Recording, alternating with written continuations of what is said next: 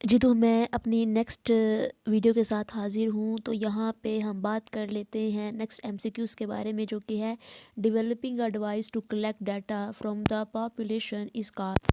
जब हम कोई भी डिवाइस जो है उसको डेवलप करते हैं ताकि हम किसी भी पॉपुलेशन से डाटा कलेक्ट कर सकें, तो वो डिवाइस सैम्पलिंग कहलाती है। सैम्पलिंग क्या होती है? सैम्पलिंग जो होती है वो दरअसल किसी भी पॉपुलेशन का एक सब यूनिट होती है जो उस पॉपुलेशन को रिप्रेजेंट करता है। उसके बाद हमारा नेक्स्ट जो क्वेश्चन है वो है a group to which a researcher would like to generalize the result of a study will be called। कोई ऐसा ग्रुप जिसके ऊपर एक रिसर्चर चाहता है रिसर्च करना, उस ग्रुप को हम क्या कहेंगे? उसको हम एक्सपेरिमेंटल ग्रुप कहेंगे, जिसके ऊपर रिसर्चर अपना एक्सपेरिमेंट करेगा, अपनी रिसर्च को इम्प्लीमेंट कर देगा।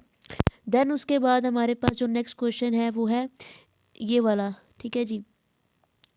वो ये वाला क्वेश्चन है, if we take fifth number as a sample from the list of population it is called. वो कहता है जब हम फिफ्थ नंबर लेते हैं ना किसी भी सैम्पल में पॉपुलेशन में, तो क्या कहलाता है? ये कौन सी सैम्पलिंग है जिसमें हम फिफ्थ नंबर लेते हैं? याद रखिएगा, हम फोर्थ नंबर लें, फिफ्थ नंबर लें, 3 नंबर लें, कोई भी नंबर लें, जहाँ जहाँ बात होगी ना फिफ्थ नंबर की, 3 नंबर की, 20th नंबर की, वो हमेशा सिस्टमेटिक सैम्पलिंग होगी। सिस्टमेटिक सैम्पलिंग ही वह सैम्पलिंग है जिसमें हम ये काम करते हैं। इसको हम किथ नंबर भी कहते हैं। अब आप पढ़ोगे ना सैम्पलिंग के बारे में, पता तब चलेगा आपको। अब हम ये देख लेते हैं कि हमारा नेक्स्ट एमसीक्यूज़ है, in research design cause is related to independent variable. जो कोज होता है वो इंडिपेंडेंट वेरिएबल से रिलेटेड होता है।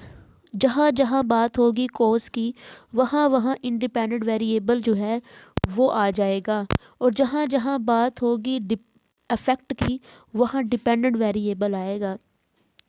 देखिए, जो इंडिपेंडेंट वेरिएबल हम रिसर्च करते हैं, हमारे पास 2 तरह के वेरिएबल होते हैं। एक वो जो इंडिपेंडेंट है, एक वो जो डिपेंडेंट है। जो इंडिपेंडेंट वेरिएबल होता है ना, वो कोज वाला होता है, क्योंकि उसी की वजह से कोई ना कोई इफेक्ट सामने आएगा। इंडिपेंडेंट वेरिएबल कोज वाला होता है और डिपेंडेंट वेरिएबल इफेक्ट वाला होता है। डिपेंडेंट वेरिएबल से इफेक्ट निकलेगा और इंडिपेंडेंट वेरिएबल कोज बनेगा उस इफेक्ट के आने का। आपको एग्जांपल्स बताऊँ एक। आप जब खाना बनाते हैं और खाना बनाते हुए आप नमक का इस्तेमाल करते हैं और नमक डाल देते हैं, वो नमक जो है वो क्या है? इंडिपेंडेंट वेरिएबल है। इंडिपेंडेंट वेरिएबल क्या? जिसको आप जिसकी मकदार आप कंट्रोल कर सकते। एक्सपेरिमेंट में जो भी वेरिएबल आपके कंट्रोल में है, इंडिपेंडेंट वेरिएबल है। जब आप नमक डाल देते हैं तो उसका इफेक्ट क्या आएगा? वो डिपेंडेंट वेरिएबल है। नमक ज़्यादा होगा, नमक कम होगा, क्या होगा? दिस इज़ ये डिपेंड कर रहा है इंडिपेंडेंट वेरिएबल्स पे। जो इफेक्ट होता है, जो नतीजा निकलता है, वो डिपेंडेंट होता है। अब हम नेक्स्ट आगे बढ़ते हैं। नेक्स्ट हमारे पास जो है वो थोड़ा सा ये लंबा सा कोई क्वेश्चन आ गया, लेंथी है, जिसमें है which of the following term best describe a research design in which neither the subject nor the investigator knows who is receiving the placebo और द सब्सटेंस अंडर इन्वेस्टिगेशन। वो कहता है ये वाली जो भी टर्म है वो डबल ब्लाइंड रिसर्च डिज़ाइन कहलाता है, जिसमें किसी को पता ही नहीं है कि वो क्या कर रहे हैं। Best describe a research design in which neither the subject nor the invited know who is receiving the placebo. तो किसी को पता ही नहीं है क्या हो रहा है, उसको डबल ब्लाइंड रिसर्च डिज़ाइन कहते हैं। अब अल्लाह जाने कौन सी रिसर्च है। कोज एंड इफेक्ट रिलेट टू, वो कहता है कि जो जहाँ भी बात होगी ना कोज और इफेक्ट की रिलेट करने की, ऐसी रिसर्च को हम एक्सपेरिमेंटल डिज़ाइन कहते हैं। जहाँ पे कोज एंड इफेक्ट आपस में मैच करेंगे उसको हम एक्सपेरिमेंटल रिसर्च कहते हैं। क्या कहते हैं? एक्सपेरिमेंटल। जिसमें कोज एंड इफेक्ट की बात होगी, ये वह रिसर्च होती है।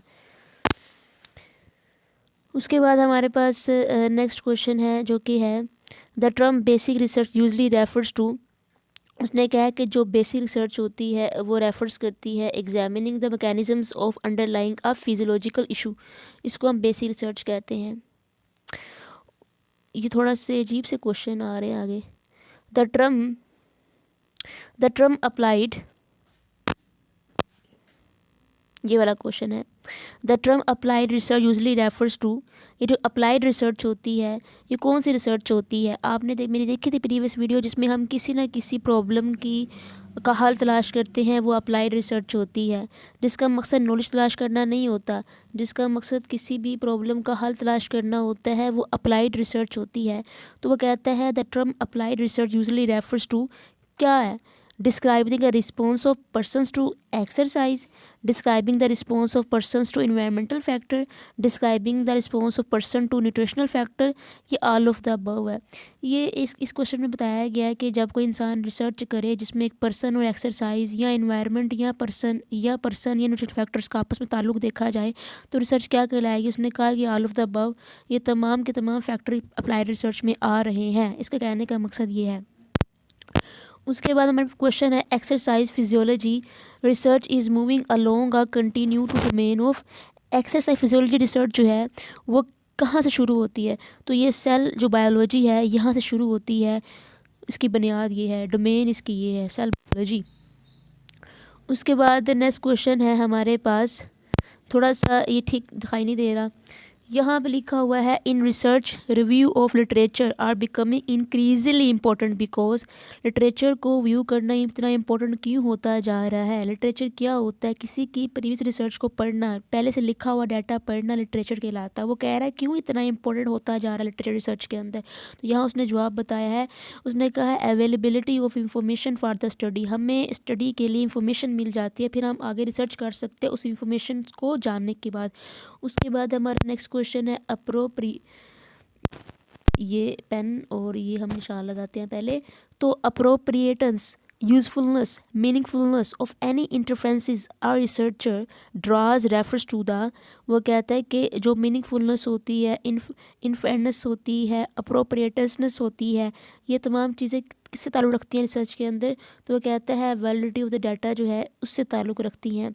वैलिडिटी होती है कि आपका डाटा कितना वैलिड है, कितना प्योर है।